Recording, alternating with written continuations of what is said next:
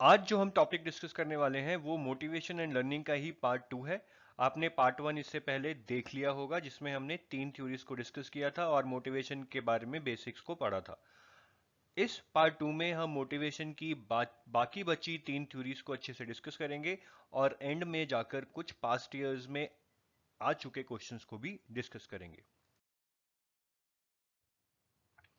तो आप जानते हैं कि हमने ये 3 थ्योरीज तो पहले पार्ट में ही डिस्कस कर ली हैं। Instinctive theory of motivation, Clark Hertz drive reduction theory, incentive theory of motivation. इस स्लाइड में हम बाकी बची 3 थ्योरीज को डिस्कस करेंगे।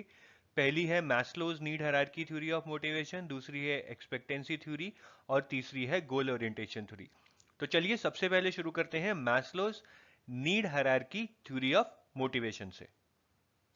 तो चलिए शुरू करते हैं मैस्लोज थ्योरी ऑफ मोटिवेशन से। इसको ह्यूमनिस्टिक थ्योरी ऑफ मोटिवेशन भी कहा जाता है। तो मैस्लो ने कहा क्या है? मैस्लो ने बेसिकली एक नीड्स का पिरामिड बनाया है। उन्होंने बोला है कि हमारी 5 प्रकार की नीड्स होती हैं: physiological, safety, social, ego, self actualization. हम इनके बारे में डिटेल में पढ़ेंगे। उन्होंने ये कहा है कि जो नीचे वाली नीड्स हैं वो थोड़ी सिंपल नीड्स हैं और ऊपर वाली 2 नीड्स कॉम्प्लेक्स हैं। मतलब जैसे हम नीचे से ऊपर जाते हैं हमारी नीड्स का कॉम्प्लेक्सिटी लेवल बढ़ता जाता है।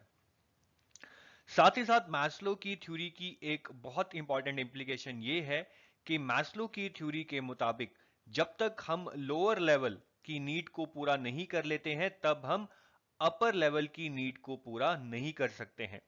मतलब जब तक कोई भी आदमी या औरत फिजियोलॉजिकल नीड्स को पूरा नहीं कर लेगी तब तक वो सेफ्टी या सिक्योरिटी नीड्स को पूरा नहीं कर सकते हैं। ऐसे ही अगर हम इन दोनों लेवल्स की नीड को पूरा नहीं कर पाएंगे तो तीसरे लेवल की नीड को कभी भी पूरा नहीं कर पाएंगे। समराइज करने के लिए मैं ये कहूंगा कि किसी भी लेवल की नीड को पूरा करने के लिए पहले उसके नीचे वाले लेवल्स की सारी नीड को पूरा होना जरूरी है। ठीक है, तो अब हम पढ़ते हैं कि डिफरेंट लेवल पे जो नीड्स हैं उनका क्या मतलब है। सबसे पहली नीड है फिजियोलॉजिकल। फिजियोलॉजिकल नीड्स का मतलब है हमारी बॉडी की नीड्स। जैसे कि हमें प्यास लगती है तो हम पानी पीते हैं, भूख लगती है तो खाना खाते हैं, नींद आती है तो हम सोते हैं। ठीक है, तो ये सारी हमारी फिजियोलॉजिकल यानी कि हमारी बॉडी की नीड्स है। दूसरी है सेफ्टी यानी कि सिक्योरिटी नीड्स। अब हर आदमी को थोड़ी सेफ्टी चाहिए, चाहे वो इकोनॉमिक सिक्योरिटी हो कि उसको एक जॉब मिल जाए जहां उसकी अच्छी सैलरी हो, या फिर उसको किसी चीज का डर होना, टेररिस्ट का डर होना या किसी और व्यक्ति का डर होना, उससे भी सेफ्टी चाहिए। हर व्यक्ति का अपना घर होना भी एक तरह की सेफ्टी नीड ही है, क्योंकि अपने घर में रहने से हम थोड़ा सिक्योर रहते हैं। तीसरे लेवल की नीड है सोशल, जिसको कि हम बिलोंगिंग नीड्स भी कहते हैं। सोशल यानी कि बिलोंगिंग नीड्स का मतलब है कि हमारी कुछ नीड्स होती हैं कि हमें सोसाइटी में एक्सेप्ट किया जाए, लोग हमसे मिले जुले, हम लोगों को जाने। ठीक है ना? आप सब भी कभी कभी सोचते होंगे कि जो लोग सोशल हैं वो कितने अच्छे हैं, मतलब उनको कितने लोग जानते हैं, उनके काम मिनटों में हो जाते हैं, लोग उनको रिकॉग्नाइज करते हैं, वो जहां भी जाते हैं उन्हें रिस्पेक्ट मिलती है। तो ये सब सोशल नीड्स हैं। आप इमेजिन करके देखिए कि कोई बंदा ऐसा है जो किसी को नहीं जानता, उसकी किसी से बातचीत नहीं होती, तो उसका क्या हाल होगा? तो सोसाइटी में एक्सेप्ट होना, जहां पे लोग आपको जाने पहचाने, आपकी रिस्पेक्ट करें, वो एक सोशल नीड होती है। उसके बाद आती है ईगो यानी कि एस्टीम नीड। एस्टीम नीड का मतलब है कि आप चाहते हैं कि सोसाइटी में आपको इज्जत मिले। ठीक है, सोशल में तो था कि लोग आपको जाने, लेकिन एस्टीम में है कि सोसाइटी में आपको इज्जत मिले। लोग कहे कि देखो वो जा रहा है, कितना अच्छा काम किया है, कितना नाम कमाया है, अपने माँ बाप का नाम रोशन किया है। तो ये सारी एस्टीम नीड्स हैं। बड़ी गाड़ी लेना ताकि उससे आपका स्टेटस ऊंचा हो जाए, ये भी एक एस्टीम नीड है। ठीक है ना? बड़ा घर डालना ताकि लोग आपकी रिस्पेक्ट करें और कहें कि ये तो बहुत बड़े आदमी हैं, ये भी एक एस्टीम नीड है। उसके बाद आती है सेल्फ एक्चुअलाइजेशन। सेल्फ एक्चुअलाइजेशन एक ऐसी नीड है जिसमें आप अपने आप को रियलाइज करते हैं कि आप हैं क्या, आप क्या करना चाहते हैं। सपोज एक अमीर आदमी सब कुछ छोड़कर हिमालय पे जाके मेडिटेशन करने लग जाए, भगवान में ध्यान लगाना शुरू कर दे, तो वो बेसिकली एक सेल्फ एक्चुअलाइजेशन नीड होगी कि उसमें बंदा खुद को पहचानता है कि मैं कौन हूं, मैं क्या करना चाहता हूं, और बेसिकली अपनी स्किल्स को यूटिलाइज करता है, कुछ नया क्रिएट करता है, क्रिएटिविटी दिखाता है। ठीक है, हमने बहुत बार देखा है कि हमें बहुत ज्यादा टैलेंट होता है, पर हम इस संस्कार की जो काम है, मतलब जो हमारे रोजमर्रा के काम है, हम उसमें इतना घुस जाते हैं, इतने व्यस्त हो जाते हैं कि हम सेल्फ एक्चुअलाइजेशन कर ही नहीं पाते। हम ये एनालाइज ही नहीं कर पाते कि मैं कहाँ जा रहा हूं, मैं करना क्या चाहता हूं, मेरे में टैलेंट क्या है, मैं कहाँ सक्सेसफुल हो जाता हूं। हम बस भेड़ जाल के अंदर चलते रहते हैं और हमें धक्का लगता रहता है, और ऐसे ही हमारी जिंदगी गुजर जाती है। पर सेल्फ एक्चुअलाइजेशन में ऐसा नहीं होता। हम अपने आप को रियलाइज करते हैं, सेल्फ एक्चुअलाइजेशन करते हैं कि हम क्या करना चाहते हैं, क्या हम अपना बिजनेस शुरू करना चाहते हैं, क्या हम कुछ इनोवेट करना चाहते हैं। ठीक है, मतलब ये एक अलग ही लेवल है, इस पे पहुंचना बहुत मुश्किल है और बहुत सारे लोग इस लेवल पे पहुंच भी नहीं पाते हैं। ठीक है, तो आपको ये याद रखना है कि मैस्लो की थ्योरी में 5 लेवल्स हैं। किसी भी लेवल की नीड को पूरा करने के लिए उसके नीचे वाले लेवल की नीड का पूरा होना बहुत जरूरी है, ये एक ऑर्डर में ही पूरी होती है। ठीक है, अब मैस्लो की थ्योरी की इंप्लीकेशन क्या है, मतलब इससे हमें क्या सीख मिलती है। इससे हमें यही सीख मिलती है कि हर व्यक्ति की नीड पूरी करवाने के लिए हमें उसको प्रॉपर एनवायरनमेंट देना चाहिए, ताकि वो अपने पोटेंशियल को पूरा रियलाइज कर पाए। ठीक है, मतलब जैसे यहाँ पे अगर सोशल बिलोंगिंग नीड किसी भी व्यक्ति की पूरी हो चुकी है, वो ऑफिस जाता है, उसको बहुत सारे लोग जानते हैं, सब सब उससे मिलते जुलते हैं, उसको एक्सेप्ट कर चुके हैं एज पार्ट ऑफ ग्रुप।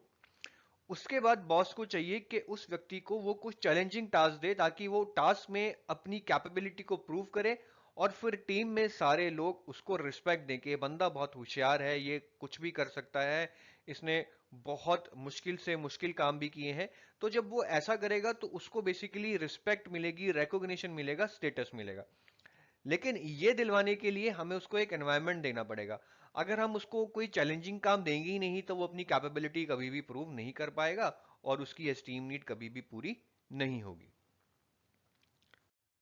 अब हम कुछ पास्ट ईयर क्वेश्चंस कर लेते हैं जो मैस्लोज हायरार्की पे पूछे गए हैं। पहला क्वेश्चन है, even though this was clearly in violation of safety needs, captain Vikram Batra died fighting in a Kargil war while protecting his country. He might have, कि कैप्टन विक्रम बत्रा कारगिल में लड़ते लड़ते मर गए, जबकि वो उनकी सेफ्टी नीड्स के खिलाफ था। हर बंदा सेफ्टी चाहता है, मरना नहीं चाहता, लेकिन फिर भी कैप्टन बत्रा लड़ाई में गए, लोगों को मारा, खुद गोलियां खाई और शहीद हो गए। तो क्वेश्चन है कि ही माइट हैव, कि उस कंटेक्स्ट में इनमें से कौन सी स्टेटमेंट ट्रू है। Sought novel experience, achieved self actualization, ये बिल्कुल सही है, क्योंकि विक्रम बत्रा ने रियलाइज कर लिया था कि ये इस दुनिया में जीना तो एक मटेरियलिस्टिक सी चीज है, कि हम खाते हैं, पीते हैं, गाड़ियों में घूमते हैं, ये सब मटेरियलिस्टिक है। असली चीज तो वही है कि अपनी भारत माता के लिए, अपने देश के लिए लड़कर जान दे दो। और ये करके उन्होंने सेल्फ एक्चुअलाइजेशन कर ली, मतलब वो एक अलग ही लेवल पे पहुंच गए। उन्होंने ये चीज प्राप्त कर ली थी, ये चीज अंडरस्टैंड कर ली थी कि मैं अपनी जान देकर अपने देश की रक्षा कर पाऊं, तो इससे बड़ी चीज कोई नहीं होगी। तो इसका आंसर होगा ऑप्शन नंबर 2। ये मैस्लो की हायरार्की की सबसे ऊपर वाली नीड है, सेल्फ एक्चुअलाइजेशन, और विक्रम बत्रा ने शहीद होकर ये नीड पूरी कर ली थी, अचीव कर ली थी।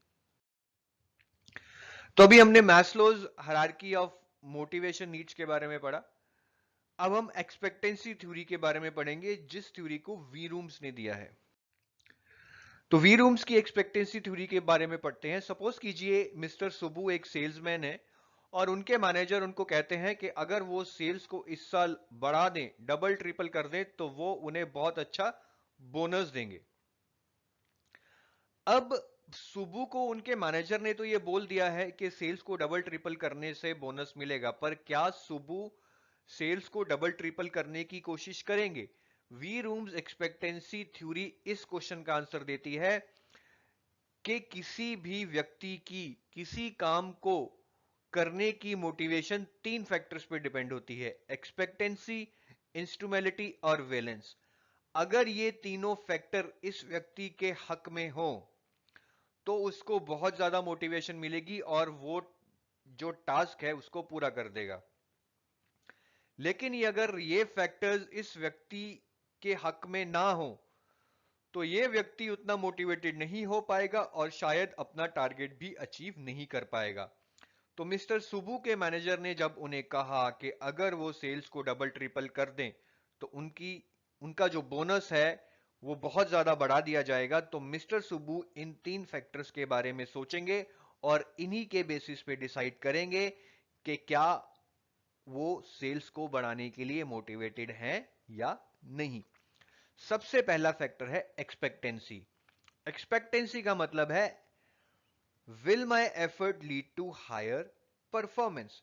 कि मिस्टर सुब्बू ये सोचेंगे कि मुझे सेल्स बढ़ाने के लिए कितना एफर्ट डालना पड़ेगा, घर घर जाके साबुन बेचने पड़ेंगे, कितनी सीढ़ियां चढ़नी पड़ेंगी, कितनी बसों में धक्के खाने पड़ेंगे, तो मुझे इतना ज्यादा एफर्ट मारना पड़ेगा इतनी ज्यादा गर्मी में, तो क्या मैं इतना एफर्ट मार के सेल्स को बढ़ा पाऊंगा? क्योंकि इसकी कोई गारंटी तो है नहीं। आप जगह जगह जाकर भी सामान बेचने की कोशिश करेंगे तो शायद फिर भी आप सामान ना बेच पाए, ठीक है। तो मिस्टर सुबू यही सोच रहे हैं कि क्या जो वो एफर्ट मारेंगे उससे परफॉर्मेंस आएगी, उससे सेल बढ़ेगी। ये चीज कहलाती है एक्सपेक्टेंसी। अगर मिस्टर सुबू सोचते हैं कि एफर्ट डालने के बाद भी शायद परफॉर्मेंस ना बढ़े तो उनकी एक्सपेक्टेंसी लो है कि वो परफॉर्म कर सकते हैं, इसके लिए उनकी एक्सपेक्टेंसी लो है। अगर वो सोचते हैं कि एफर्ट डालने पे परफॉर्मेंस पक्का आएगी तो उनकी एक्सपेक्टेंसी हाई मानी जाएगी। दूसरा फैक्टर है इंस्ट्रूमेंटलिटी। इंस्ट्रूमेंटलिटी का मतलब है will performance lead to outcomes. तो मिस्टर सुबू अब ये सोचेंगे कि ठीक है मैंने एफर्ट डाल दिया और सपोज कीजिए मैंने परफॉर्म भी कर दिया, मैंने सेल्स को बढ़ा दिया, पर क्या वो परफॉर्मेंस लीड टू आउटकम्स? क्या मुझे बोनस इतना ज्यादा दिया जाएगा कि वो रियली होगा कि मेरा बोनस बढ़ा दिया गया है? मतलब अगर बोनस को 10 से 15,000 कर दिया जाए तो वो तो कोई बोनस में इंक्रीज नहीं हुआ। तो मिस्टर सुबू यही सोच रहे हैं कि क्या मेरी परफॉर्म करने के बाद भी जो मुझे आउटकम मिलेगी क्या वो मेरे फेवरेबल होगी, क्या मेरा बोनस इतना बढ़ा दिया जाएगा कि वाकई में मेरी लाइफ में कोई चेंज आएगा। या फिर शायद सुबू ये सोच रहे होंगे कि क्या पता मेरे एफर्ट डालने के बाद भी मैं परफॉर्म करूंगा और परफॉर्म करने के बाद भी शायद ऑफिस पॉलिटिक्स के अंडर अब मुझे कोई बोनस ना दिया जाए, शायद वो बोनस किसी और को दे दिया जाए। तो अगर मिस्टर सुबू ये बिलीव करते हैं कि उनके परफॉर्म करने पर उनको रिवॉर्ड्स दिए जाएंगे, उनको बोनस दिया जाएगा और अच्छा बोनस दिया जाएगा, तो उनकी इंस्ट्रूमेंटेलिटी हाई है। लेकिन अगर सुबू ये बिलीव करते हैं कि उनके परफॉर्म करने के बाद भी शायद उनको रिवॉर्ड्स ना दिया जाए, उनका बोनस किसी और को दे दिया जाए, तो उनकी इंस्ट्रूमेंटेलिटी लो है। थर्ड फैक्टर है वैलेंस। वैलेंस का मतलब है कि क्या जो मुझे रिवॉर्ड्स दिए जाएंगे क्या मुझे उनकी जरूरत है। तो मिस्टर सुबू इस चीज में सोचेंगे कि ठीक है मैंने एफर्ट डाल दिया, मैंने परफॉर्म भी कर दिया, परफॉर्म करने के बाद उन्होंने मुझे 1 लाख बोनस भी दे दिया, तो मिस्टर सुबू की एक्सपेक्टेंसी और इंस्ट्रूमेंटलिटी हाई होगी।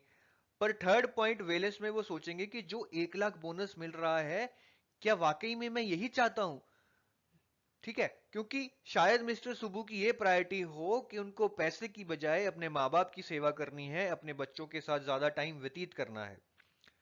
तो अगर सुबू ये बिलीव करेंगे कि जो 1 लाख एक्स्ट्रा बोनस उनको दिया जाएगा उससे उनकी लाइफ चेंज हो जाएगी और वो यही चाहते हैं कि वो अच्छा घर ले लें, अच्छी गाड़ी ले लें और उससे उन्हें सब कुछ मिल जाएगा, तो उनका वैलेंस हाई है।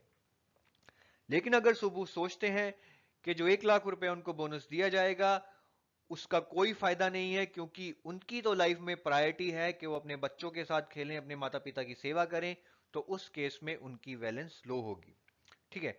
तो आप देख सकते हैं कि अगर मिस्टर सुबू की एक्सपेक्टेंसी, इंस्ट्रूमेंटेलिटी और वैलेंस तीनों हाई होंगे तभी वो मोटिवेटेड होंगे कि उनको सेल को बढ़ाना है।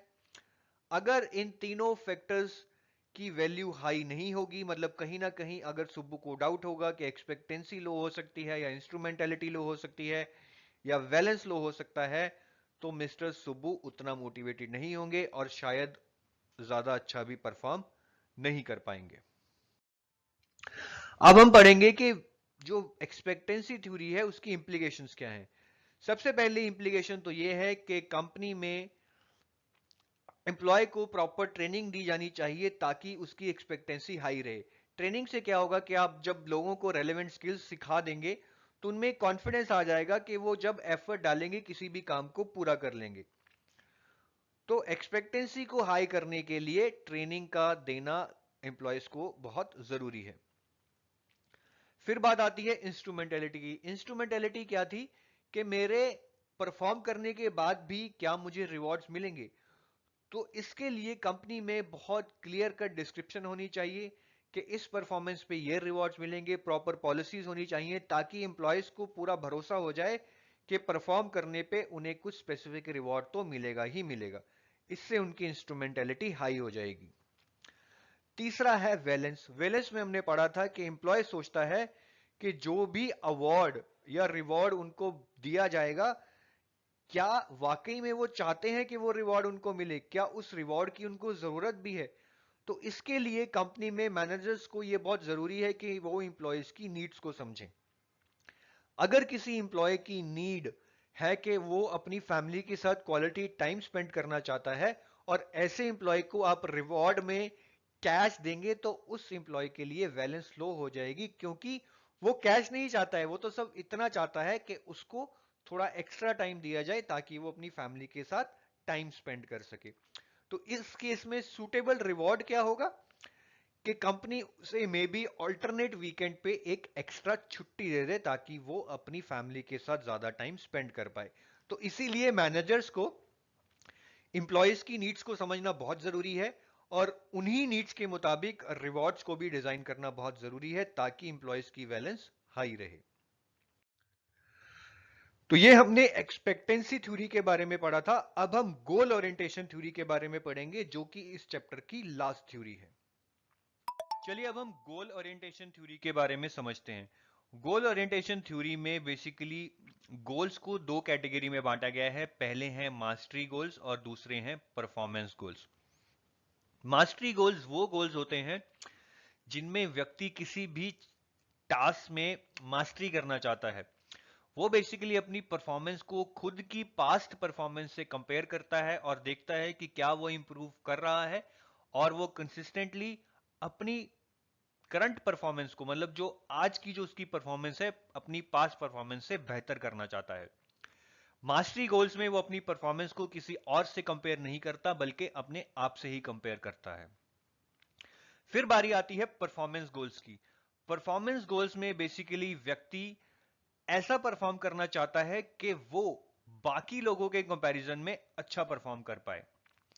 तो परफॉर्मेंस गोल्स में बेसिकली जो भी मोटिवेशन होती है वो ये होती है कि आप दूसरों से अच्छा परफॉर्म कर पाएं। आप अपनी परफॉर्मेंस को कॉन्स्टेंटली बढ़ाने की मोटिवेशन नहीं रखते हैं। सपोज कीजिए अगर सबकी परफॉर्मेंस गिर जाए तो आप भी अपनी थोड़ी सी परफॉर्मेंस गिरा लेंगे, बस वो बाकियों से ऊपर रहनी चाहिए। तो मास्टरी और परफॉर्मेंस गोल्स में क्लियर कट डिफरेंस ये है कि मास्टरी गोल्स में आप अपनी परफॉर्मेंस को खुद से कंपेयर करते हैं और बार बार उसको अच्छा करने की कोशिश करते हैं, जबकि परफॉर्मेंस गोल्स में आप अपनी परफॉर्मेंस सिर्फ दूसरों से कंपेयर करते हैं, अपने आप से कभी भी नहीं करते और आप कभी भी अपनी परफॉर्मेंस को कंसिस्टेंटली इंक्रीज करने की मोटिवेशन नहीं रखते हैं। मास्टरी और परफॉर्मेंस गोल्स को दोनों को ही आगे दो कैटेगरीज में और बांटा गया है, अप्रोच ओरिएंटेड और avoidance oriented. Approach oriented goals में बेसिकली जो आपकी मोटिवेशन होती है कि आप कुछ अच्छा करें जिससे आपको नोटिस किया जाए और लोग आपकी परफॉर्मेंस को सराहें, आपको मतलब कॉन्ग्रेचुलेट करें, आपको एक स्टेटस मिले। अवॉइडेंस ओरिएंटेड गोल्स में बेसिकली आप ये ट्राई करते हैं कि आप किसी भी नेगेटिव चीज को अवॉइड करें, मतलब बस आप इतना सा परफॉर्म कर दें कि लोग ये ना कहें कि अरे इसने तो अच्छा गंदा परफॉर्म कर दिया, चाहे मतलब वो ज्यादा अच्छा ना हो, बस आप इतना बचना चाहते हैं कि आपको नेगेटिव कमेंट्स ना मिले। तो अप्रोच और अवॉइडेंस ओरिएंटेड में क्या डिफरेंस है? अप्रोच ओरिएंटेड में आपकी पॉजिटिव आउटलुक है, आप बहुत अच्छा करना चाहते हैं जिसकी वजह से लोग आपको कहें कि आपने बहुत अच्छा किया। अवॉइडेंस ओरिएंटेड में आपकी जो मेन मोटिवेशन है या आपका जो मेन गोल है वो सिर्फ इतना है कि बस आप इतना सा परफॉर्म कर दें ताकि लोग आपको ये ना कहें कि आपने गंदा किया, बेशक आपको शाबाशी ना दें। ठीक है। तो अगर हम इस मैट्रिक्स को देखें, mastery goals, performance goals, approach oriented, avoidance oriented, तो हमारे पास 4 तरह के गोल आ जाते हैं। पहला है मास्टरी अप्रोच ओरिएंटेड गोल्स, जो कि यहां है। फिर आ जाता है मास्टरी अवॉइडेंस ओरिएंटेड गोल्स, जो कि यहां है। फिर आ जाता है परफॉर्मेंस अप्रोच ओरिएंटेड गोल, ये यहां पे है। चौथा परफॉर्मेंस अवॉइडेंस ओरिएंटेड गोल्स यहां पे है। अब हम इन चारों को एक एग्जांपल के थ्रू समझेंगे। अब सपोज कीजिए एक लड़की डांस सीख रही है, तो डिपेंडिंग अपॉन कि उसका गोल क्या है, उसकी अप्रोच अलग होगी। पहला है मास्टरी अप्रोच ओरिएंटेड गोल्स, मतलब ये लड़की ऐसा डांस सीखना चाहती है कि वो कंसिस्टेंटली अच्छा परफॉर्म करे, अपनी परफॉर्मेंस को लगातार इंप्रूव करे, जो कि मास्टरी गोल्स का मतलब निकलता है। और क्योंकि वो मास्टरी अप्रोच है, तो वो इतना अच्छा परफॉर्म कर पाएगी कि अपनी परफॉर्मेंस को तो इंप्रूव कर ही रही है, साथ ही साथ लोग भी उसकी परफॉर्मेंस को सराहना दे रहे हैं, शाबाशी दे रहे हैं। मास्टरी अवॉइडेंस ओरिएंटेड गोल्स में क्या होगा कि वो अपनी परफॉर्मेंस को तो अच्छा करना चाहेगी, पर शायद उस लेवल तक ना ले जाना चाहे या ले जाने की कोशिश ना करे कि लोग उसको शाबाशी दें। तो वो अपनी परफॉर्मेंस को बस इतना सा अच्छा कर लेगी कि यार लोग उसे ये ना कहें कि तुमने गंदा किया, बेशक शाबाशी ना दें। ठीक है, तो इसमें बेसिकली वो एक नेगेटिव आउटकम को बचा रही है। वो ये नहीं चाहती कि लोग उसको ये कहें कि उसने बुरा किया, क्योंकि ये अवॉइडेंस ओरिएंटेड गोल्स हैं। पर साथ ही साथ वो अपनी पास्ट परफॉर्मेंस से अच्छा भी करना चाहती है, क्योंकि ये मास्टरी गोल्स हैं। फिर बात आती है परफॉर्मेंस अप्रोच ओरिएंटेड गोल्स की। परफॉर्मेंस अप्रोच ओरिएंटेड गोल्स में क्या होगा कि ये लड़की अपनी बाकी दोस्तों से अच्छा करना चाहेगी, उनमें से सबसे बेस्ट करना चाहेगी, पर साथ ही साथ क्योंकि ये अप्रोच ओरिएंटेड गोल्स हैं, वो ये भी चाहेगी कि वो बाकी लड़कियों से तो अच्छा करे ही करे, साथ ही साथ वो ऐसा करे कि लोग उसको शाबाशी दे दें। ठीक है, लास्ट होता है परफॉर्मेंस अवॉइडेंस ओरिएंटेड गोल्स। अब ये परफॉर्मेंस गोल है, तो लड़की बाकी लोगों से तो अच्छा करना चाहेगी ही चाहेगी, लेकिन साथ में अवॉइडेंस ओरिएंटेड गोल्स भी है। मतलब परफॉर्मेंस अवॉइडेंस ओरिएंटेड गोल में क्या होगा कि ये लड़की बाकी लोगों से तो अच्छा करना चाहेगी, पर इतना भी कोई अच्छा करने की कोशिश नहीं करेगी कि लोग उसको शाबाशी दे दें। बस वो इतना अच्छा करेगी कि बाकी लोगों से अच्छा हो जाए, और कोई ये ना कहे कि यार तुमने गंदा किया। ठीक है, वो नेगेटिव आउटकम को अवॉइड करने की कोशिश करेगी। तो आप इन चारों का मतलब समझ गए होंगे, बहुत आसान है। बस आपको इतना याद रखना है कि मास्टरी गोल्स में हम अपनी परफॉर्मेंस को खुद से कंपेयर करके धीरे धीरे इंप्रूव करते हैं, जबकि परफॉर्मेंस में हम अपनी परफॉर्मेंस को बाकी लोगों से कंपेयर करते हैं।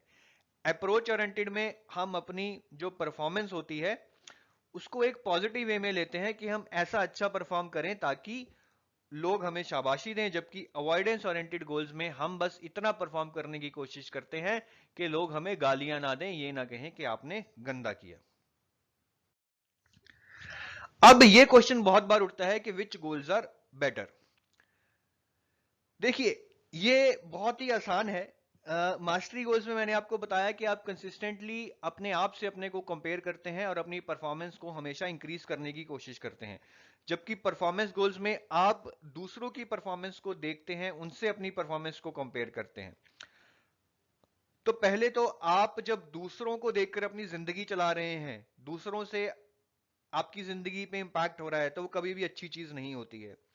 मास्टरी गोल्स में आप सेल्फ ड्रिवन है, आप सिर्फ अपने आप को देख रहे हैं कि आपको क्या करना है, आपको कहां जाना है और आज की डेट में आप कहां हैं। तो हर हालत में मास्टरी गोल्स हमेशा बेटर होते हैं। एक तो इससे आप पे प्रेशर नहीं होता, क्योंकि आप दूसरों की परफॉर्मेंस अपनी परफॉर्मेंस से कंपेयर नहीं करते हैं, आप सिर्फ अपने पे फोकस करते हैं कि मुझे सिर्फ अपनी परफॉर्मेंस बढ़ानी है, दूसरा क्या कर रहा है मुझे कोई मतलब नहीं है। अब एक और प्रश्न उठता है कि can anyone have multiple type of goals. उसका भी आंसर है हाँ। अब सपोज कीजिए आपके दो गोल्स हैं। एक तो आपको अच्छा डांसर बनना है, तो उसमें शायद आपका जो गोल हो वो मास्टरी गोल और अप्रोच ओरिएंटेड हो, कि आपको अपनी परफॉर्मेंस को कंटिन्यूसली इंप्रूव करना है और आपको इतना अच्छा करना है कि लोग आपको शाबाशी दें। तो डांस सीखना या डांस में परफॉर्म करना आपका फर्स्ट गोल हो गया, जो कि मास्टरी गोल या फिर अप्रोच ओरिएंटेड गोल है।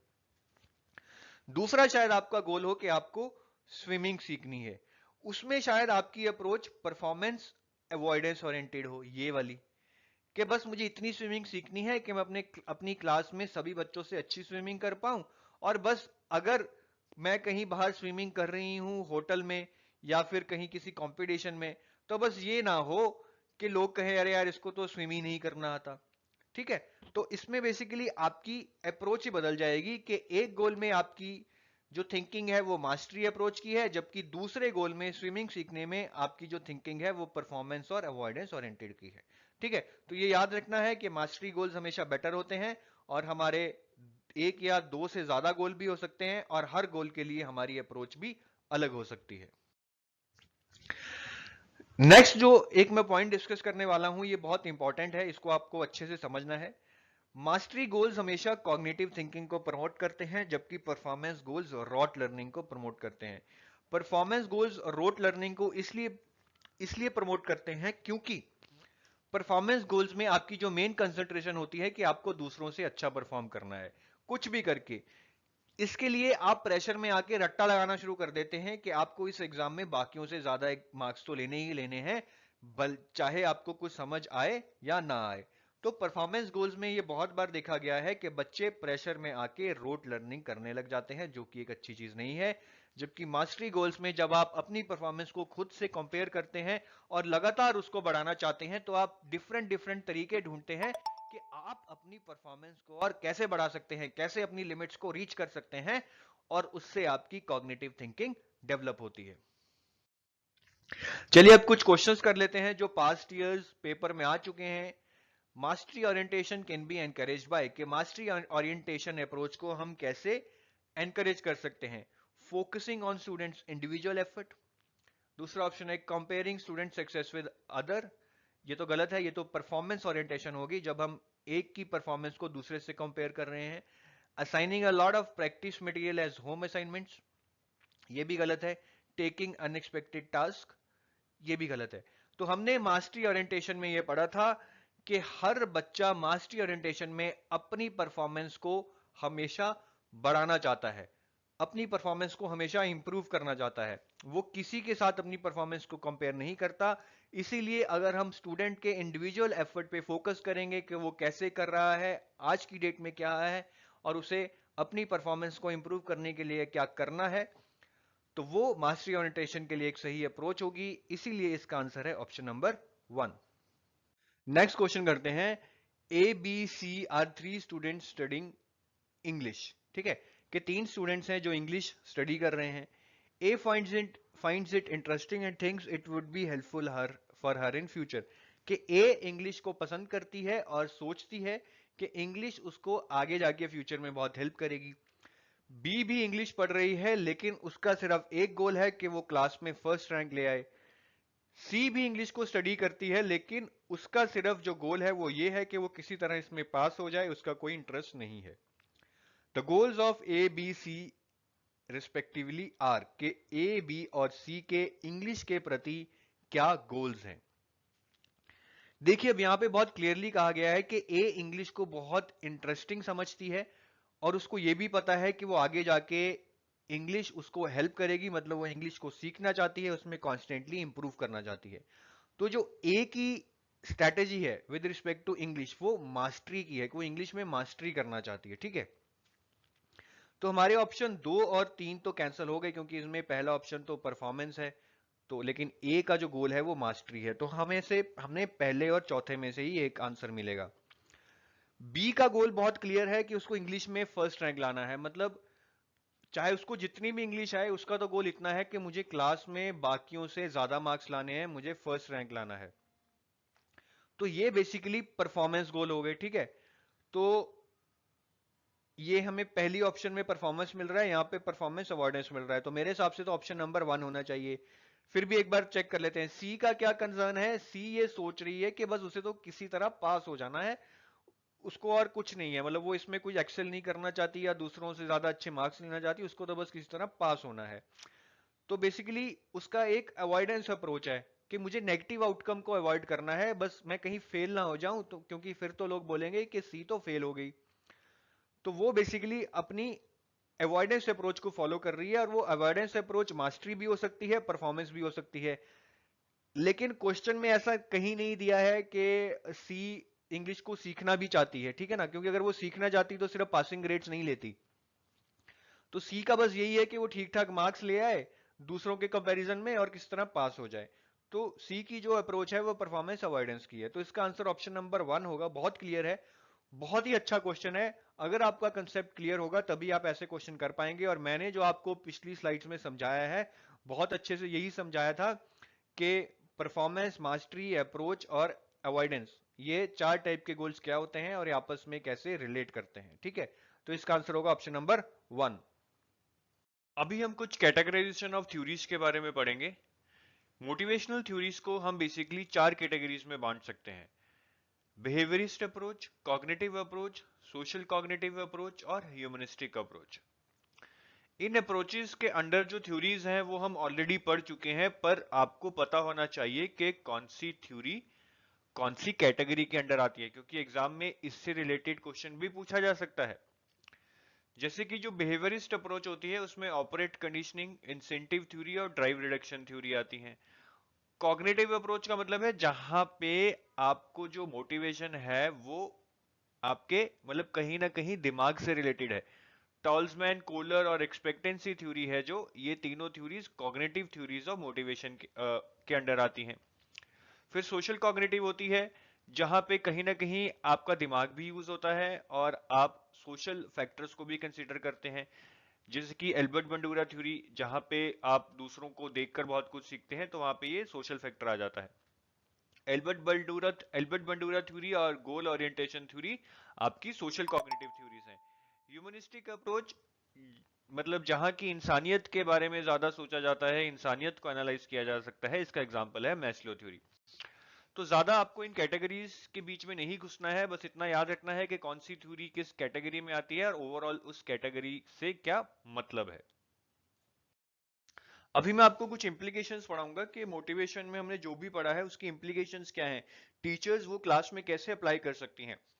सबसे पहला पॉइंट है कि टीचर्स को जो बच्चों को मोटिवेट करना है तो इंट्रिंसिकली मोटिवेट करना है, कि वो अंदर से मोटिवेट हो चीजों को करने के लिए, उनका चीजों को करने में इंटरेस्ट हो, ना कि हम उनको एक्सट्रिंसिकली मोटिवेट करें जिनमें हम उनको लालच देते हैं कि आपको रिवॉर्ड्स मिलेंगे, सर्टिफिकेट्स मिलेंगे। नहीं, एक्सट्रिंसिक मोटिवेशन ज्यादा देर तक नहीं चलती है, इसीलिए हमें बच्चों में इंट्रिंसिक मोटिवेशन जगानी है। जैसे कि अगर हमें बच्चों को योगा सिखानी है तो ये कहने की बजाय कि जो जो योगा सीखेगा उसको सर्टिफिकेट मिलेगा, बच्चों को हमें योगा के फायदे, योगा के एडवांटेजेस बतानी चाहिए ताकि बच्चे खुद ब खुद योगा करने में इंटरेस्टेड हो। दूसरा पॉइंट ये है कि टीचर को बच्चे को मोटिवेट करना चाहिए, पर मोटिवेट करते हुए बच्चे के आगे एक रियलिस्टिक एक्सपेक्टेशन रखनी चाहिए, एक ऐसा टारगेट रखना चाहिए जो कि बच्चा अचीव कर पाए। अगर आप पहले ही ऐसा टारगेट रख देंगे जो कि बहुत बड़ा है, आप फिर जितना भी मोटिवेट कर लीजिए बच्चा मोटिवेट नहीं होगा। तीसरा पॉइंट भी बहुत इंपॉर्टेंट है कि टीचर को टारगेट पे फोकस नहीं रखना चाहिए, मतलब कि फाइनल आउटकम क्या होगी। टीचर को अपना फोकस रखना चाहिए प्रोसेस ऑफ लर्निंग पे। जैसे कि टीचर को बच्चों को यह टारगेट नहीं देना चाहिए कि आप सबको क्लास में 100 में से 80 नंबर लाने हैं, क्योंकि यहां पे जो आपका फोकस है वो एंड पे हो गया कि एंड में क्या होना चाहिए। प्रोसेस पे फोकस चला गया है कि उस 80 मार्क्स लाने के लिए क्या करना है, क्या प्रोसेस होना चाहिए, आप यहां पे फोकस नहीं कर रहे। तो जो टीचर का सारा फोकस है वो प्रोसेस पे होना चाहिए कि हमें लर्निंग किस तरह से करनी है, क्या क्या एक्टिविटीज करनी है, क्या क्या रिसोर्सेज यूज करनी है, ना कि कितने मार्क्स लाने हैं। टीचर को बच्चों के थॉट्स को, डाउट्स को, प्रॉब्लम्स को, क्वेश्चंस को बहुत अच्छे से सुनना चाहिए, पेशेंस से सुनना चाहिए, क्योंकि कहीं ना कहीं उनसे पता लगता है कि बच्चे क्या सोच रहे हैं, उनको कंसेप्ट समझने में क्या दिक्कत आ रही है। तो टीचर को यहाँ पे खास ध्यान देना चाहिए इन चीजों पे। और टीचर को बच्चों को फ्रीडम देनी चाहिए कि वो जो चाहें जैसे करें, एक्सपेरिमेंट्स करें, चीजों को एक्सप्लोर करें और अपनी नॉलेज को खुद कंस्ट्रक्ट करें। टीचर को बच्चे को हेल्प करनी चाहिए उसके इंटरेस्ट आइडेंटिफाई करने में और गोल सेट करने में जो कि उसके इंटरेस्ट के साथ मिलते जुलते हो।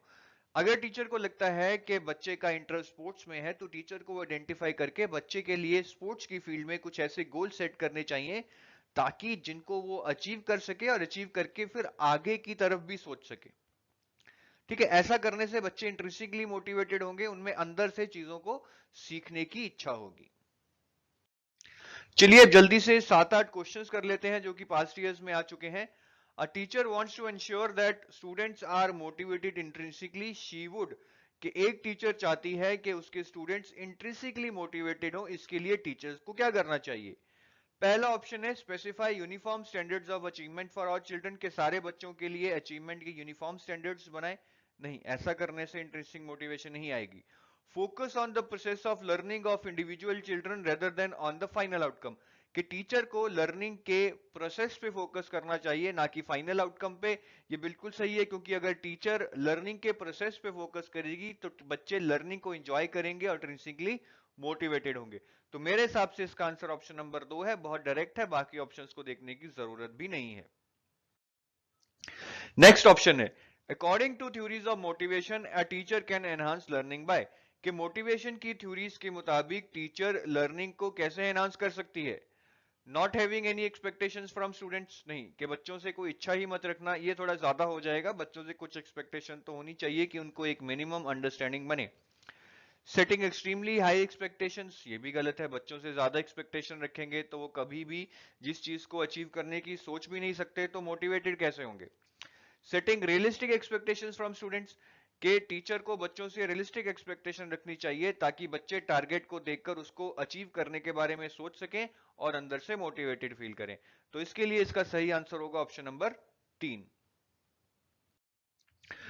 A government of India has started midday meal scheme for elementary schools. Which of the following theories of motivation supports this scheme? कि सरकार ने मिड डे मील स्कीम शुरू की है जहां में बच्चों को दिन में खाना खिलाया जाता है। तो कौन सी मोटिवेशन की थ्योरी इस स्कीम को सपोर्ट करेगी? अब देखिए, हमने मैस्लो की थ्योरी में पढ़ा था कि फिजिकल नीड सबसे ज्यादा जरूरी होती हैं। फिजिकल नीड्स में क्या था? रोटी, कपड़ा और मकान। तो मिड डे मील का कहीं ना कहीं लॉन्च करने का मतलब यही है कि जब तक बच्चे भूखे हैं वो पढ़ नहीं पाएंगे, इसलिए बच्चों की भूख की जो नीड है, जो भूख की जो मोटिवेशन है, उसको पूरा करना बहुत जरूरी है।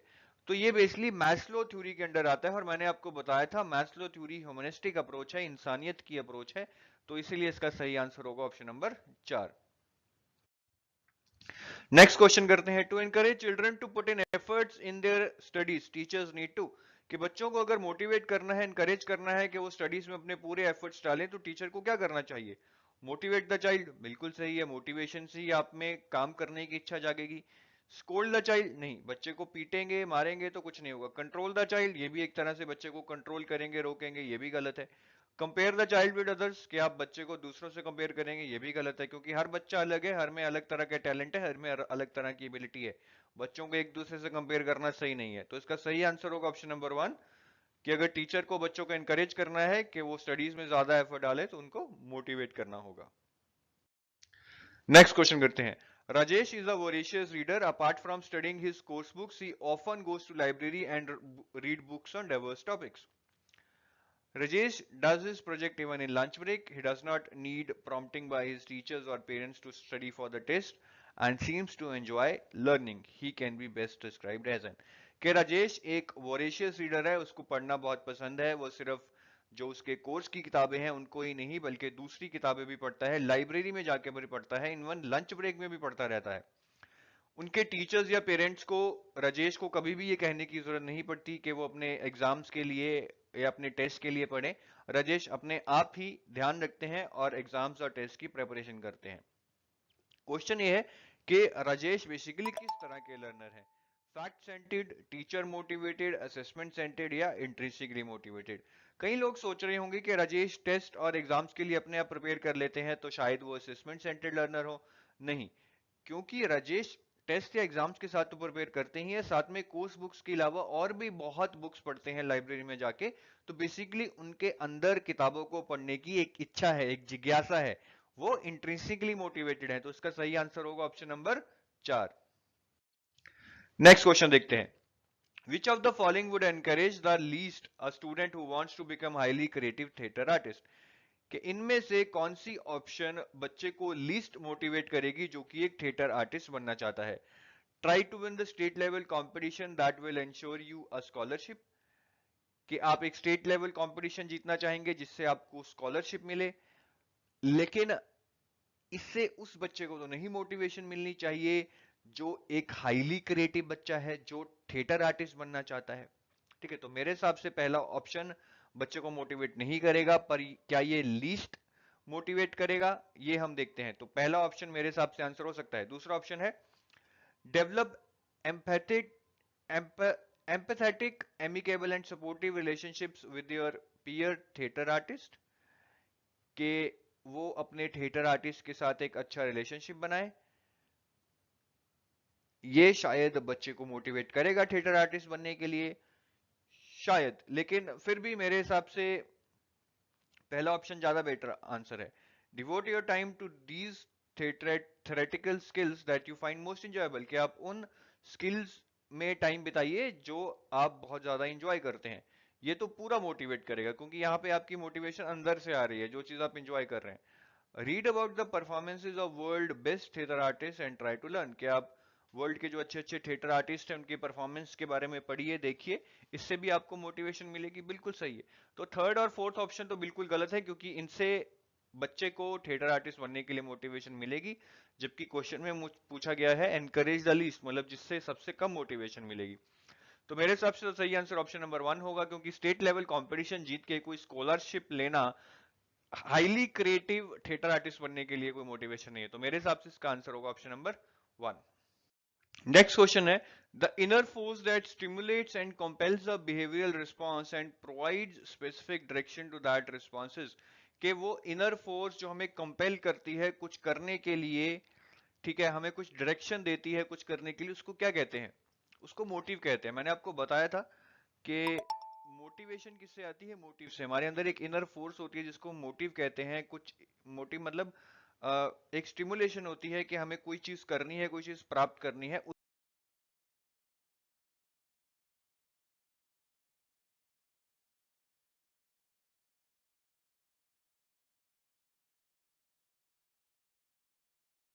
आज जो हम टॉपिक डिस्कस करने वाले हैं वो मोटिवेशन एंड लर्निंग का ही पार्ट 2 है।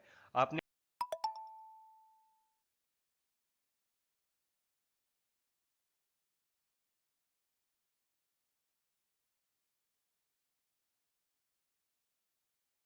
आज जो हम टॉपिक डिस्कस करने वाले हैं वो मोटिवेशन एंड लर्निंग का ही पार्ट 2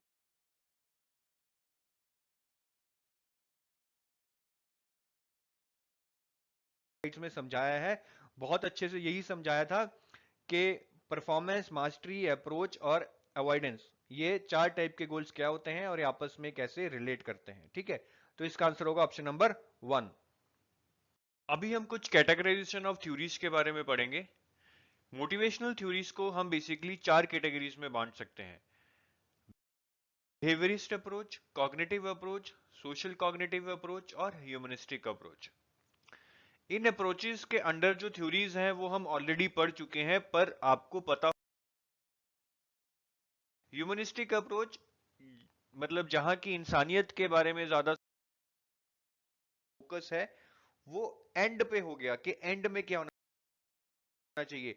प्रोसेस पे फोकस चला गया है कि उस 80 मार्क्स लाने के लिए क्या करना है, क्या प्रोसेस होना चाहिए, आप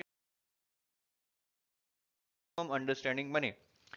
सेटिंग एक्सट्रीमली हाई एक्सपेक्टेशंस, ये भी गलत है। बच्चों से ज्यादा एक्सपेक्टेशन रखेंगे तो वो कभी भी जिस चीज को अचीव करने की सोच भी नहीं सकते, तो मोटिवेटेड कैसे होंगे। Setting realistic expectations from students, के टीचर को बच्चों से रियलिस्टिक एक्सपेक्टेशन रखनी चाहिए ताकि बच्चे टारगेट को देखकर उस